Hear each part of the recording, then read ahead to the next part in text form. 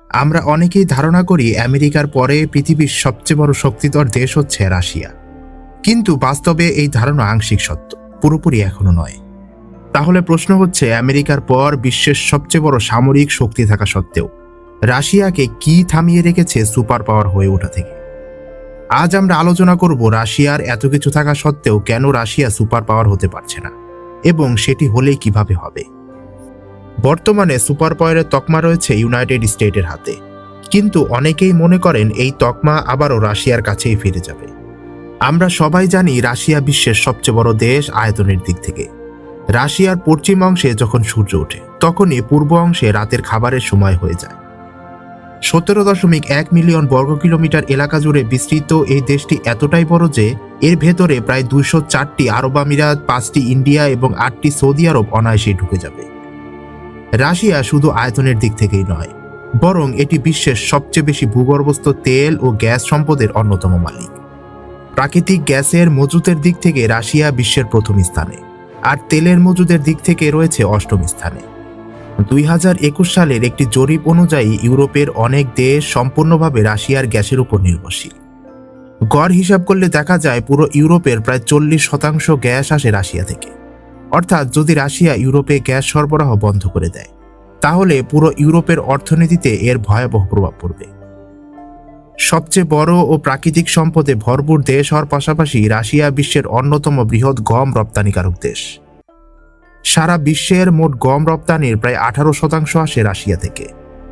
তাহলে এত কিছু থাকা সত্ত্বেও রাশিয়ার মূল সমস্যাটা কোথায়? রাশিয়ার সবচেয়ে বড় সমস্যা হচ্ছে তার ভৌগোলিক অবস্থান। এই ভৌগোলিক সমস্যাই রাশিয়াকে বারবার বিশ্বের সবচেয়ে শক্তিশালী দেশ হয়ে ওঠা থেকে বাধা দিচ্ছে। রাশিয়ার প্রথম সমস্যা হচ্ছে রাশিয়ার বিশাল একটি অংশ প্রচণ্ড ঠান্ডার কারণে প্রায় সম্পূর্ণভাবে ব্যবহার অনুপযোগী হয়ে পড়ে আছে। এই অঞ্চলটি মূলত সাইবেরিয়ার অন্তর্ভুক্ত, যেখানে সারা বছর গড় তাপমাত্রা থাকে -50 ডিগ্রি সেলসিয়াস। বিশ্বের সবচেয়ে ঠান্ডা শহরটিও রাশিয়ার এই অঞ্চলেই অবস্থিত। শীতকালে সেখানে তাপমাত্রা নেমে যায় প্রায় -71 ডিগ্রি সেলসিয়াস। এই শহরটিকে আমরা ওইমিয়াকন নামে চিনি। রাশিয়ার একটি বড় অংশ চরম আবহাওয়া শিকার হওয়ার কারণে দেশটির জনসংখ্যা তার আয়তনের তুলনায় অনেক কম। এই সমস্যা কাটিয়ে ওঠার চেষ্টা রাশিয়া বহু শতাব্দী ধরে করে আসছে, কিন্তু এখনো পর্যন্ত তাতে পুরোপুরি সফল হতে পারেনি। শুধু আয়তনের দিক থেকেই নয়, উপকূল রেখার দৈর্ঘ্যের দিক থেকেও রাশিয়া আমেরিকার চেয়ে অনেক বড়। রাশিয়ার উপকূল রেখার দৈর্ঘ্য প্রায় 37,650 কিলোমিটার। আর এখানেই রয়েছে রাশিয়ার দ্বিতীয় সমস্যা, যার নাম হচ্ছে রাশিয়ার আর্কটিক ওশন। এই মহাসাগর বছরের বেশিরভাগ সময় বরফে ঢাকা থাকে। ফলে এত বিশাল উপকূল রেখা থাকা সত্ত্বেও তার বেশিরভাগ অংশ রাশিয়ার কোনো কাজেই আসে না। সাধারণভাবে যেসব দেশের সমুদ্রের সঙ্গে বেশি সংযোগ থাকে, তারা বেশি দেশের সঙ্গে বাণিজ্য করতে পারে, আর যত বেশি বাণিজ্য তত বেশি শক্তিশালী হয়ে ওঠা। কারণ সারা বিশ্বের এক স্থান থেকে অন্য স্থানে পণ্য পরিবহনের সবচেয়ে সস্তা মাধ্যম এখনো হচ্ছে সমুদ্রপথ। কিন্তু বরফের কারণে এখানে মালবাহী কার্গো জাহাজ চলাফেরা করা শুধু কঠিনই নয়, অনেক সময় অত্যন্ত বিপজ্জনক হয়ে ওঠে। এই কারণে এত বড় উপকূল রেখা থাকা সত্ত্বেও রাশিয়াকে অন্যান্য দেশের সঙ্গে বাণিজ্য করতে জাপানের সহায়তা নিতে হয়। আর জাপান হচ্ছে ইউনাইটেড স্টেট ও ন্যাটোর একটি শক্তিশালী মিত্র দেশ। ন্যাটো এমন একটি শক্তি জোট যেটি মূলত রাশিয়াকে মোকাবেলা করার জন্যই গঠন হয়েছিল। অর্থাৎ রাশিয়া যদি ন্যাটোর কোনো সদস্য দেশের ওপর আক্রমণ করে, তাহলে বাকি সব ন্যাটো দেশ সেই দেশের পক্ষে দাঁড়াবে। এই ক্ষেত্রেও রাশিয়ার হাত পুরোপুরি বাঁধা। অন্যদিকে রাশিয়ার সেন্ট পিটারবার্গ বন্দরেও একটি সমস্যা দেখা যায়। এখানেও বছরের বেশ কয়েক মাস বরফ জমে থাকে। আর যখন বাণিজ্য শুরু হয়, তখন জাহাজগুলোকে এমন সব দেশের জলসীমা দিয়ে যেতে হয় যারা ন্যাটো বা আমেরিকার মিত্র। রাশিয়ার ব্যবহৃত তৃতীয় বন্দরটি হচ্ছে ব্ল্যাক সির তীরে। এখানে বরফ তেমন বড় সমস্যা নয়, কিন্তু জাহাজগুলোকে টার্কির কাছাকাছি অবস্থিত একটি সংকীর্ণ জলপথ দিয়ে যেতে হয়। ফলে এখানেও রাশিয়া স্বাধীনভাবে বাণিজ্য করতে পারে না। যদিও বর্তমানে রাশিয়া ও তুরস্কের সম্পর্ক আগের থেকে অনেক ভালো, তবুও তুরস্কও কিন্তু ন্যাটোর সদস্য। তাই এখানেও রাশিয়া একটি অনিশ্চিত অবস্থানের মধ্যে থাকে। এভাবে দেখা যায় যে এত বড় উপকূল রেখা থাকা সত্ত্বেও রাশিয়াকে আগে উপযুক্ত আবহাওয়ার জন্য অপেক্ষা করতে হয়, তারপর শত্রুপক্ষ ন্যাটোভুক্ত দেশগুলোর অনুমতি নিয়ে বাণিজ্য করতে হয়। তবে এত কিছু সত্ত্বেও রাশিয়ার বর্তমান জিডিপি র্যাঙ্কিংয়ে প্রায় 11তম অবস্থানে। জিডিপি মানে হচ্ছে গ্রস ডোমেস্টিক প্রোডাক্ট। সহজভাবে বলতে গেলে কোনো দেশের সব মানুষের মোট আয়কে জিডিপি বলা হয়। এই জিডিপি র্যাঙ্কিং দিয়ে একটি দেশের অর্থনৈতিক সাফল্য মাপা হয়।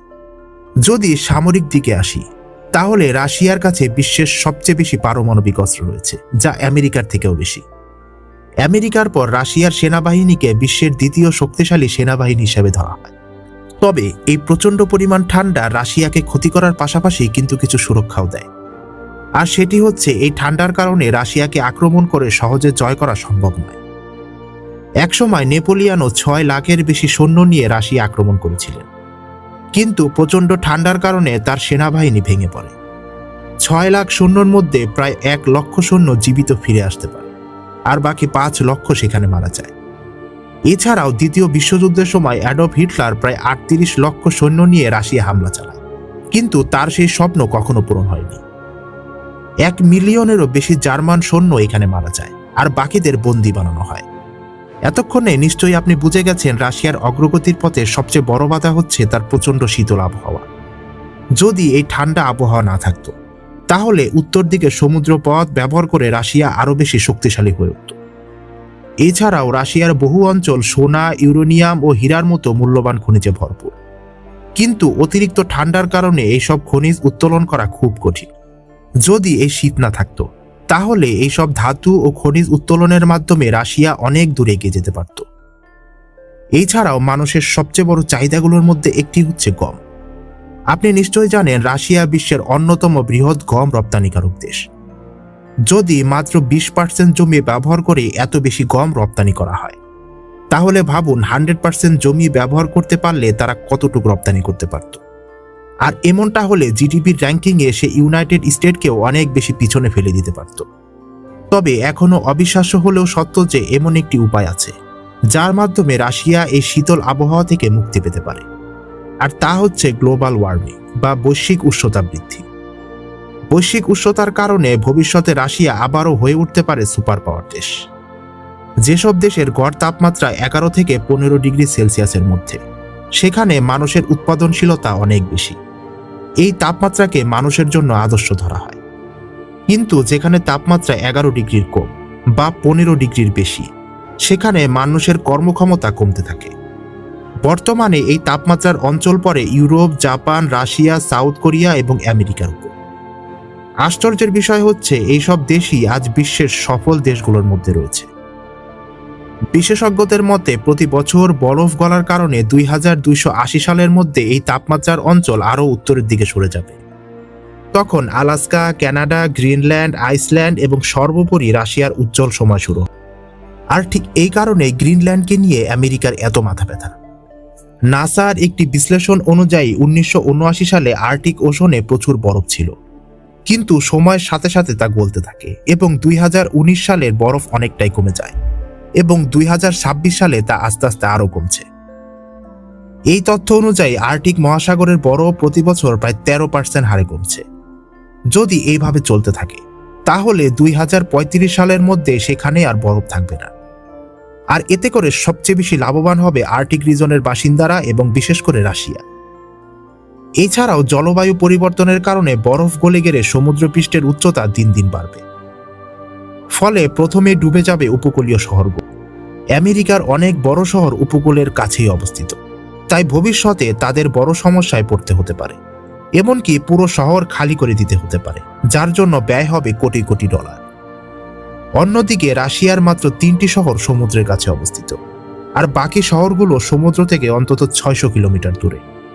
ফলে এই দিক থেকেও রাশিয়া ভবিষ্যতে লাভবান হতে চলেছে। ব্যাপারগুলো হাইপোথেটিক্যাল হলেও আগামী 50 থেকে 60 বছরের মধ্যে রাশিয়া আবারও একটি বিশ্ব সুপার পাওয়ার হিসাবে আবির্ভূত হতে পারে, এমনটাই ধারণা করছেন বিশেষজ্ঞরা। আজকের ভিডিওটি আপনার কাছে ইনফরমেটিভ লাগলে অবশ্যই এসটিআর বাংলাকে সাবস্ক্রাইব করে রাখুন। দেখা হচ্ছে নতুন এপিসোডে।